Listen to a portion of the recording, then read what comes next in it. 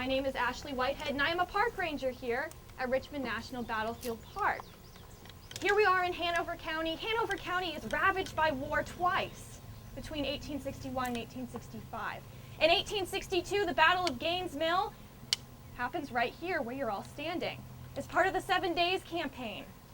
Now, where we're standing is actually just about in the center of what was, in June of 1862, about a 2-mile front of Federal infantry. Facing this direction, 30,000 Federal soldiers hoping to repulse 60,000 Confederates under General Robert E. Lee on the evening of June 27th.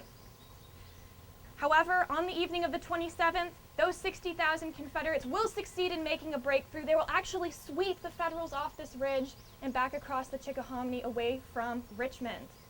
This will be Robert E. Lee's first major victory as commander of the Army of Northern Virginia, and this will also be the bloodiest day in the Eastern theater of the Civil War until this point in time. 15,000 casualties as a result of the fighting here. 15,000. Now, by this point, the war is escalating. The bloodshed is rising. It's increasing. And that's going to have a significant impact not only on the soldiers who are fighting those battles, but also on the civilians themselves. Now, keep in mind that where we are standing, of course, is not just a battlefield. It was indeed a homestead back in 1862. This small-looking gray house was actually the home of a widow named Sarah Watt. She was about 78 years old during the time of the battle, and she owned a pretty large plantation, actually, for that period in time. It doesn't look like much, but she was fairly well-to-do for Hanover County. She had over 500 acres and a plantation which she called Springfield, about 28 slaves. Very, very beautiful land here, rolling pristine fields of corn and wheat, sweet potatoes, lots of pastures for animals grazing. Very open, very beautiful scene here. Of course, this is going to change dramatically over the course of the war. Now, during the war itself, just prior to the Battle of Gaines' Mill, when the Federal soldiers arrive on this property, Mrs. Watt is going to be carried out of her house, and she never actually will return to this property. That's the last that she sees of her plantation, June of 1862. Now, we have some excellent accounts from her granddaughter, a woman named Margaret Haw, who came to visit her grandmother several times before the war. Margaret Haw writes that coming to visit her grandmother was the big event of the year. It was something that the grandchildren would get very excited about. This was really the big happening.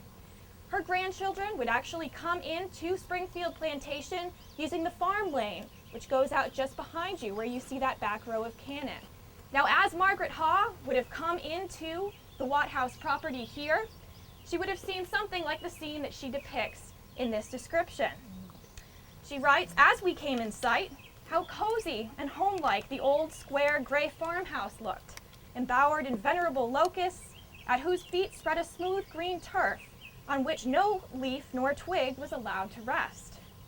The Althea bridge, which screened the kitchen from the backyard, was in full bloom, and the hedge of Scotch roses bordering the opposite end of the yard was full of pale pink, wax-like blossoms. As we passed the orchard on our right, the breeze wafted to us the fragrance of ripe apples and peaches." She goes on with this very kind of pristine, very nostalgic portrait of what her grandmother possessed here in Hanover County before the war. However, this scene, as I said, is going to change dramatically. And by just 2 months after the war, when her granddaughter does return to the Watt House here, she writes another account of what she finds here. Very gruesome account. Keep in mind, 15,000 casualties have happened in and around her grandmother's property. Margaret Haw will write, "Once more, I visited my grandmother's former home. It was September, 2 months after the battle. As we emerged from the wood into the open, that space just behind you, what a scene of desolation. There was not a trace of any enclosures, and where had been green fields of waving corn and dun meadows dotted with haystacks, was a wide expanse of weeds dotted with patches of yellow clay. As we drew nearer, a sickening odor pervaded the air. The Confederates had given slight burial to either friend or foe. Many open graves from which their own dead had been removed were not more than 2 feet deep, and upon the corpses of the enemy they had simply thrown mounds of earth. Everywhere were dead horses dried away in their skins like mummies. What profound stillness and mournful silence brooded over the scene. In the tall weeds, the bushes, and trees, there was not a twitter, nor the flutter of a wing. For it's a well-known fact that the sulphurous smoke and the noise of the guns drive any bird far away from the battlefield. As we wandered over the fields, we found graves everywhere. Last of all, we visited the house. Rank weeds had sprung up even to the doors, except where the yellow clay glared in the sunlight. Even in the corners of the yard were graves, and bordering it was a long trench. In the garden, there was another trench said to contain 40 dead. The house, what a wreck. The walls and roof were torn by shot and shell, the weatherboarding honeycombed by mini balls, and every pane of glass shattered. And the floors, grandmother's immaculate floors. Now from garret to cellar, there was scarcely a space of flooring as large as a man's hand that did not bear the dark purple stain of blood. What a harrowing spectacle this, of a once neat and comfortable home, and now a tenantless, foul, and battered wreck. The household furnishings accumulated and carefully preserved through many years, the comforts of the living and the cherished mementos of the dead, all scattered and destroyed.